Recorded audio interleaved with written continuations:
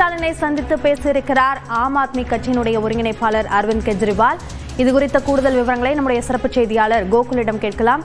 கோகுல், இந்த சந்திப்பினுடைய நோக்கம் என்ன? ஆம் ஆத்மி கட்சி தலைவரும் டெல்லியுடைய முன்னாள் முதல்வருமான அரவிந்த் கெஜ்ரிவால் முதலமைச்சர் மு.க.ஸ்டாலினை சந்தித்து பேசியிருக்கார். ஏற்கனவே சட்டமன்ற தேர்தலில் திமுக கூட்டணிக்கு ஆதரவு தெரிவித்து அரவிந்த் கெஜ்ரிவால் பிரச்சாரம் மேற்கொள்ள உள்ள நிலையில முதலமைச்சரோடு இந்த சந்திப்பை மேற்கொண்டிருக்கார்.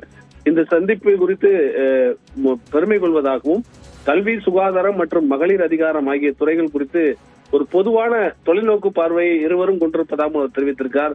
நாங்கள் எப்போதும் ஒருவருக்கு ஒருவர் கற்றுக்கொண்டு வருகிறோம். தமிழ்நாட்டு மக்களின் வாழ்வை மாற்றியமைப்பதில் அவரது அர்ப்பணிப்பு மிக்க நல்லாட்சி ஏற்படுத்தியுள்ள தாக்கத்தை நான் பெரிதும் பாராட்டுகிறேன் என்று அரவிந்த் கெஜ்ரிவால் இந்த சந்திப்பு குறித்து பதிவிட்டிருக்கார். ஏற்கனவே மீண்டும் திமுக ஆட்சி அமைய வேண்டும் என்ற விருப்பத்தை அரவிந்த் கெஜ்ரிவால் தெரிவித்திருந்த நிலையில முதலமைச்சரோடு சந்தித்து இந்த நல்லாட்சி தொடர வேண்டும் என்ற பதிவை எக்ஸலத்தில் குறிப்பிட்டிருப்பது குறிப்பிடத்தக்கது. விவரங்களுக்கு நன்றி கோகுல்.